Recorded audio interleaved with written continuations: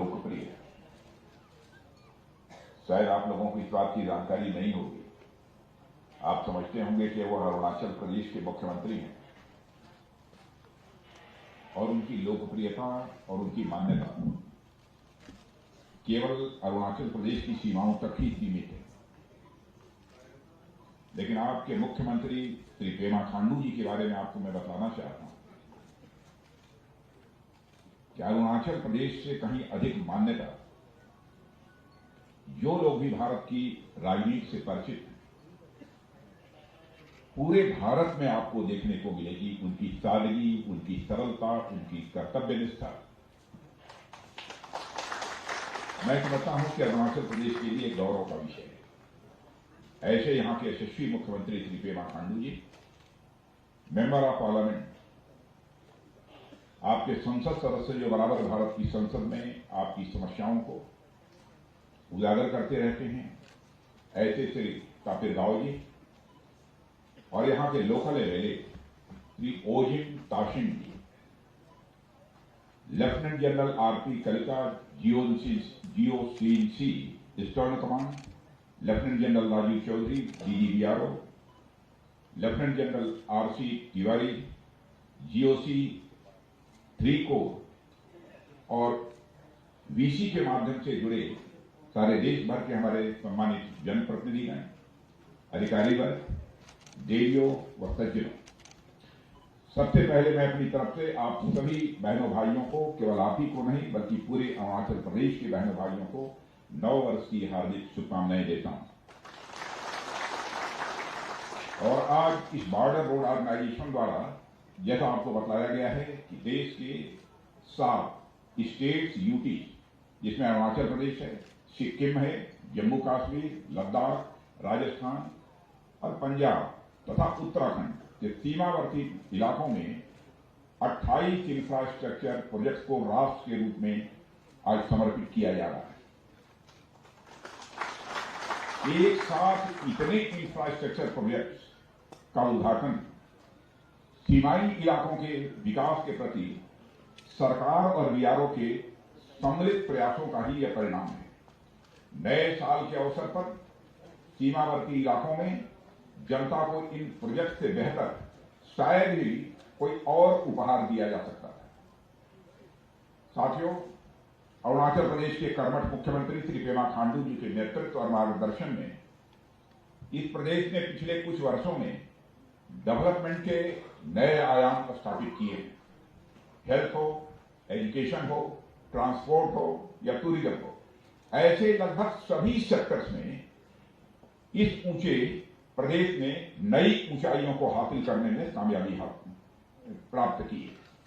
और आज यह उद्घाटित हो रहा यह सियोंग ब्रिज इस रीजन सहित समस्त अरुणाचल प्रदेश के विकास को नई रफ्तार देगा, ऐसा मेरा पूरा विश्वास है।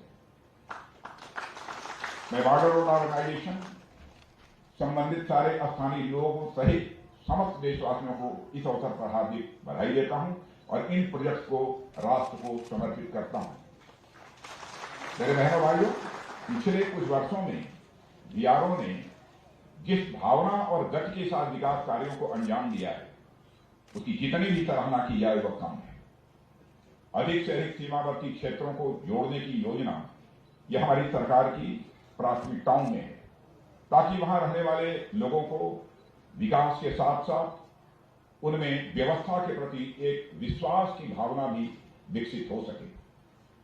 अभी कुछ ही समय पहले अक्टूबर 2022 में बॉर्डर रोड ऑर्गेनाइजेशन द्वारा आजादी के अमृत महोत्सव के उपलक्ष्य में 75 इंफ्रास्ट्रक्चर प्रोजेक्ट्स का उद्घाटन किया गया था।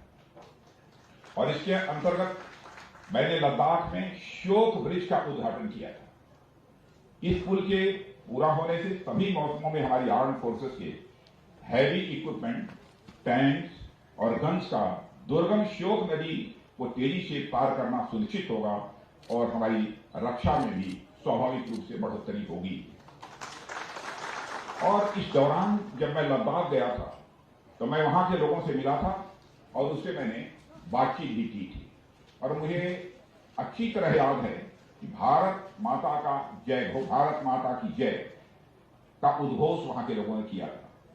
भारत माता की जय का यह उद्घोष जो शोक के किनारे वहां के लोगों और हमारे बॉर्डर रोड ऑर्गेनाइजेशन के जवानों ने मिलकर लगाया था, थोड़ी देर के लिए मानो उस विसर्जन में भी उल्लास भर गया था और पत्थरों में भी तरंगे उठने लगी थी। यह देखकर भारत की राष्ट्रीय एकता और अखंडता पर मेरा विश्वास और गहरा हो गया था और वह केवल एक उद्घोष भर नहीं था, केवल एक जय जयकार भर नहीं था, बल्कि हमारे देश की संप्रभुता को अक्षुण्ण रखने का बीआरओस और सेना और आम नागरिकों का एक मिला जुला संकल्प था। वह एक विश्वास का उद्घोष था कि चाहे कुछ भी हो जाए, पर हम भारत माता की आन बान तान पर किसी भी सूरत में आंच नहीं आने देंगे। मुझे उनके चेहरे पर खुशी साफ तौर पर दिखाई दे रही थी। उन्होंने बताया कि चाहे डेमचौक हो या डीएफ दौलत बेग ओल्डी सेक्टर, लद्दाख में रोड्स के डेवलपमेंट की गति, यह सब अभूतपूर्व है। पहले डेमचौक में लोगों को दर्रा पार करने के लिए घोड़ों और खच्चरों का इस्तेमाल करना पड़ता था, पर आज वे किसी भी वाहन से यात्रा कर सकते हैं। वैसे तो सुनने में यह बड़ी साधारण सी बात लगती है, पर जो लोग अब तक बिना किसी रोड इंफ्रास्ट्रक्चर के अपनी जिंदगी बिताते आए हैं, उनके लिए यह डेवलपमेंट बहुत बड़ी बात है। साथियों, बदलती दुनिया, बदलते समय और राष्ट्रों के बदलते इंटरेस्ट के मद्देनजर किसी भी राष्ट्र को अपने आप को सतर्क रखना एक बहुत बड़ी आवश्यकता है। दुनिया में आए दिन किसी न किसी प्रकार के कॉन्फ्लिक्ट की स्थिति, संघर्ष की स्थिति पैदा होती हुई दिखाई देती है। हालांकि भारत हमेशा युद्ध के खिलाफ रहा है और यही हमारे भारत की नीति रही है। और यह कोई आज की बात नहीं है। भारत एक ऐसा देश है जिसने कि पूरे विश्व को वसुधैव कुटुंबकम, यानी the whole world is family, यह संदेश दिया है। हमने भारत की सीमा में रहने वाले लोगों को ही अपने परिवार का सदस्य नहीं माना है, बल्कि पूरे विश्व की धरा पर रहने वाले लोगों को अपने परिवार का सदस्य मानने वाला दुनिया का इकलौता देश यदि कोई है तो हमारा और आपका देश है भारत। मैं आपको याद दिलाना चाहता हूं कि भगवान श्री राम ने हमें सिखाया है कि शस्त्र धारण किया जाता है तो शास्त्र अथवा धर्म व मर्यादा की रक्षा के लिए शस्त्र धारण किया जाता है। श्री राम ने हमें यह भी सिखाया है कि दूसरे देशों और राज्यों पर आधिपत्य के लिए युद्ध नहीं किया जाना चाहिए। लंका पर विजय पाने के बाद उन्होंने स्वयं राजा न बनकर न्याय संगत व्यवहार करते हुए विभीषण, जो उन्हीं के उत्तराधिकारी थे, उन्हीं को राजा बनाया था। भगवान बुद्ध ने भी हमें अहिंसा का ही पाठ पढ़ाया है। इसी महान विरासत के चलते भारत ने कभी भी कोई युद्ध अपनी तरफ से प्रारंभ नहीं किया और न ही किसी देश की 1 इंच जमीन पर भारत ने कभी कब्जा किया है। यदि कोई हमारी इस सदाशयता या शांति प्रियता को हमारी कमजोरी समझने लगे तो मैं उसे बताना चाहूंगा कि हम शांति के उपासक तो हैं ही, हम शक्ति के भी उपासक हैं। भगवान श्री कृष्ण ने भी श्रीमद् भागवत गीता में हमें धर्म की रक्षा के लिए, न्याय और सत्य की रक्षा के लिए युद्ध करने की प्रेरणा दी है। अभी कुछ समय पहले हमारे माननीय प्रधानमंत्री श्री नरेंद्र मोदी जी ने this is not the era of war, यह कहकर भारत के संकल्प को पुनः साफ कर दिया है और दुनिया का ध्यान इस संकल्प की ओर उन्होंने आकर्षित किया है। यानी हम युद्ध में यकीन नहीं रखते, पर अगर हम पर युद्ध थोपा जाता है तो हमने उसका जमकर मुकाबला किया है और आगे करेंगे भी, इस पर भी हमारा पूरा यकीन है। इसके लिए हमें हमेशा तैयार रहना चाहिए और हम तैयार हैं। हमारी आर्म्ड फोर्सेस हमेशा इस बात को गंभीरता से ध्यान में रखती है और मुझे यह कहते हुए खुशी होती है कि बॉर्डर रोड ऑर्गेनाइजेशन सदैव उनके साथ कदम से कदम और कंधे से कंधा मिलाकर चलता रहता है। साथियों, हमारी आर्म्ड फोर्सेस के जवान बड़ी संख्या में ऐसे इलाकों में तैनात होते हैं जहां पूरे साल ट्रांसपोर्ट की कोई सुविधा उपलब्ध नहीं हो पाती। खासकर ऐसे समय में जब ठंड पड़नी शुरू होती है, कई इलाकों में रास्ते बर्फबारी के कारण बंद हो जाते हैं। ऐसे में ये सभी प्रोजेक्ट हमारी सेनाओं तक राशन और मिलिट्री इक्विपमेंट आदि पहुंचाने में कारगर साबित होंगे। मैं कह सकता हूं कि सुरक्षा की दृष्टि से हम जिस तरह दिन ब दिन मजबूत हुए हैं, उसमें बॉर्डर रोड ऑर्गेनाइजेशन का एक बहुत ही महत्वपूर्ण योगदान रहा है। और साथियों, अभी कुछ समय पहले का उदाहरण आपके सामने रखना चाहूंगा। पिछले दिनों नॉर्दर्न सेक्टर में हमें जिन परिस्थितियों का सामना करना पड़ा और जिस प्रकार हम उसका दृढ़ता से मुकाबला करने में सक्षम रहे, वह बिना पर्याप्त इंफ्रास्ट्रक्चरल डेवलपमेंट यानी बुनियादी ढांचों के विकास के संभव नहीं हो सकता। ऐसी सिचुएशंस में हमें इन एरियाज के डेवलपमेंट के लिए और भी प्रेरित करती हैं। यह हमारे लिए गौरव का विषय है कि इन इलाकों के डेवलपमेंट के लिए हमारे पास बीआरओ जैसा एक डेडिकेटेड ऑर्गेनाइजेशन है। मेरे बहनों भाइयों, बॉर्डर एरियाज में रहने वाले लोगों के जीवन में इंफ्रास्ट्रक्चर डेवलपमेंट से बहुत बड़ा अंतर आता है, यह मुझे बतलाने की जरूरत नहीं है। स्वाभाविक रूप से इसका अनुभव आप सबको होता होगा। इंफ्रास्ट्रक्चर डेवलपमेंट को मैं आप सबके लिए और आप जैसे अन्य जो लोग हैं उनके लिए एक गेम चेंजर मानता हूं। आज हम मैदानी इलाकों में टेक्नोलॉजी के माध्यम से रोड्स की जगह स्मार्ट रोड्स बना रहे हैं, पर अनेक बॉर्डर एरियाज में आज भी रोड्स की किल्लत है, रोड्स की कमी है। यहां तक कि समुचित पगडंडियां भी लोगों को आने जाने के लिए उपलब्ध नहीं है। अनेक ऐसे दुर्गम स्थान हैं जिन्हें सरकार द्वारा शुरू की गई विभिन्न वेलफेयर स्कीम्स के साथ साथ इलेक्ट्रिसिटी, टेलीकम्युनिकेशन, एजुकेशन और हेल्थ जैसी बेसिक सिविक एमिनिटी प्राप्त करने के लिए कनेक्टिविटी की आवश्यकता है। मेरे बहनों भाइयों, हमारा पूरा नॉर्थ ईस्ट रीजन अपनी खूबसूरती और नेचुरल रिसोर्सेज से भरपूर होने के बावजूद लंबे समय तक विकास की धारा से यह कटा रहा है। कभी सिक्योरिटी इश्यूज के नाम पर, तो कभी कनेक्टिविटी न होने की वजह से आजादी के दशकों बाद भी यह क्षेत्र विकास तो दूर अपनी मूलभूत जरूरतों तक से यह वंचित रहा है। इसके कारण यहां की अर्थव्यवस्था भी काफी प्रभावित रही है।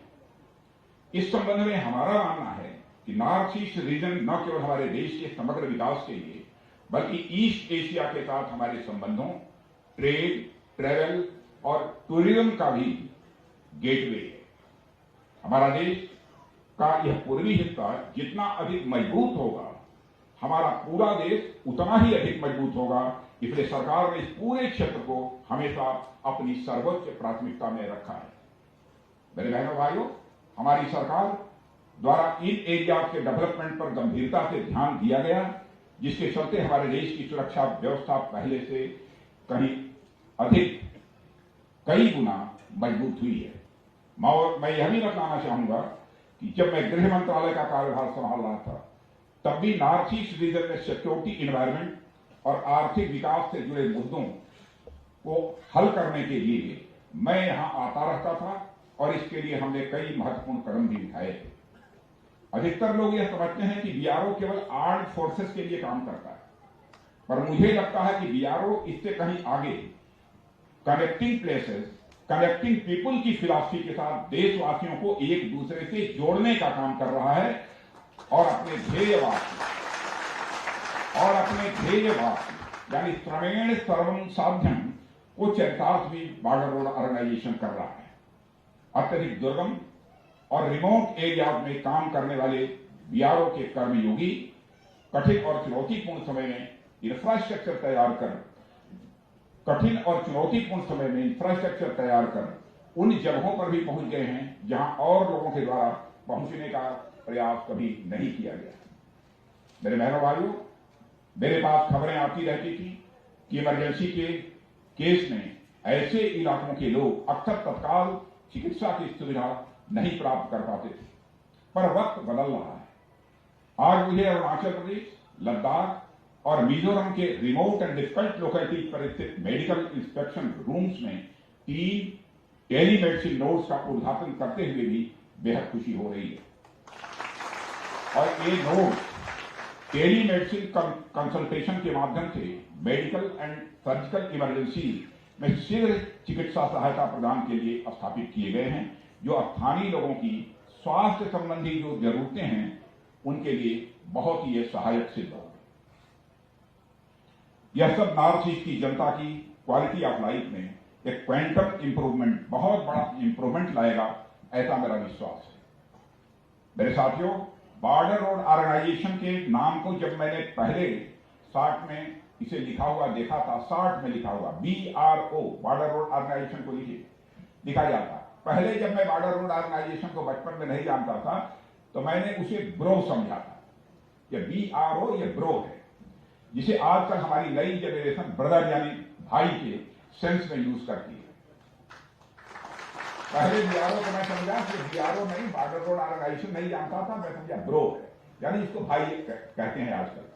और मुझे बताया गया कि यह ब्रो नहीं है, यह BRO है, बॉर्डर रोड ऑर्गेनाइजेशन है। पर आज जब मैं इस संगठन को हमारी आर्म्ड फोर्सेस और देश की जनता के साथ मिलकर आगे बढ़ते देख रहा हूं तो उनके लिए दिन रात मेहनत करते हुए देख रहा हूं, तो मेरे बहनों भाइयों, मैं कह सकता हूं कि तब मैंने BRO को ब्रो यानी ब्रदर गलत नहीं बल्कि सही पढ़ा था। BRO यानी हमारी सेनाओं का ब्रो, यानी हमारी सेनाओं का ब्रदर। BRO यानी हमारे देशवासियों का ब्रो, यानी हमारे देशवासियों का ब्रदर। BRO यानी आप सबका ब्रो, यानी आप सबका ब्रदर। और साथियों, हाल के दिनों में देश में रोड इंफ्रास्ट्रक्चर सेक्टर में भारी वृद्धि देखी गई है। इसके परिणाम स्वरूप क्षेत्र में काफी सोशियो इकोनॉमिक डेवलपमेंट, सामाजिक आर्थिक विकास तेजी के साथ हुआ है। और यह सब निर्माण के क्षेत्र में लेटेस्ट टेक्नोलॉजी के उपयोग के कारण ही यह संभव हो पाया है। और एक टेक्निक सस्टेनेबल डेवलपमेंट पर लगातार ध्यान देने के साथ आर्थिक दृष्टि से भी बेनिफिशियल, प्रोडक्टिव और टाइम सेविंग साबित होंगी, ऐसा मेरा विश्वास है। आज जारी होने वाले कंपेंडियम में कुछ नई टेक्नोलॉजी और BRO द्वारा इंप्लीमेंटेड इनोवेटिव आइडियाज पर जोर दिया गया है। इन न्यू टेक्नोलॉजी और टेक्निक्स का उपयोग BRO को निर्माण की गति और गुणवत्ता बढ़ाने में सक्षम बनाएगा, ऐसा मेरा पक्का विश्वास है। Lieutenant general Rajiv Chaudhary, director general border road की प्रेरणादायी, इंस्पिरेशनल और विजनरी लीडरशिप में BRO नेशनल बिल्डिंग की ओर लगातार अपने कदम आगे बढ़ा रहा है।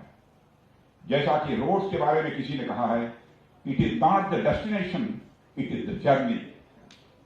आपसे भी मैं कहना चाहूंगा कि सीमाई इलाकों में रोड्स इंफ्रास्ट्रक्चर का निर्माण कार्य आप लोगों के लिए एक यात्रा की तरह ही है और इसका डेस्टिनेशन एक सशक्त, समृद्ध और समर्थ भारत है। और मुझे विश्वास है कि BRO राष्ट्र निर्माण के अपने प्रयासों में निरंतर सफलता प्राप्त करेगा और भविष्य में देश के बढ़ते कद में एक की कंट्रीब्यूटर माने प्रमुख योगदान वह करेगा, ऐसा मेरा विश्वास है। और मेरे बहनों भाइयों, इस अवसर पर मैं lieutenant general Rana Pratap Kalita, GOC eastern command, और lieutenant general RC Tiwari, GOC 3 corps की भी मैं प्रशंसा करना चाहूंगा। आर्मी के सहयोग व समन्वय से यह ईस्टर्न कमांड की एरिया में BRO बहुत अच्छा काम कर पा रहा है। सबके कोऑर्डिनेशन के कारण ही यह संभव हुआ है। मैं हमारी arm forces, department of defence और MOD को भी इन उपलब्धियों के लिए हार्दिक बधाई देता हूं। और आप सभी सदैव कुछ नया करते रहिए और राष्ट्र को नई ऊंचाइयों पर ले जाने में अपना योगदान देते रहिए। इसके लिए मैं आप सभी को भी अपनी तरफ से हार्दिक शुभकामनाएं देता हूं। और मेरे बहनों भाइयों, आपको मैं बताना चाहता हूं और आपके माध्यम से समस्त अरुणाचल के बहनों भाइयों को मैं बताना चाहता हूं, जब से देश में प्रधानमंत्री पद की जिम्मेदारी हमारे नरेंद्र मोदी जी ने संभाली है, भारत की प्रतिष्ठा, भारत की इज्जत सारी दुनिया की नजरों में बढ़ी। पहले भारत अंतर्राष्ट्रीय मंचों पर कुछ बोलता था, दुनिया भारत की बातों को जितनी गंभीरतापूर्वक लेना चाहिए उतनी गंभीरतापूर्वक नहीं लेती थी। लेकिन आज यदि अंतर्राष्ट्रीय मंचों पर भारत कुछ बोलता है तो सारी दुनिया कान खोल कर सुनती है कि भारत बोल क्या रहा है। यह भारत की भविष्य सारी दुनिया में बनी।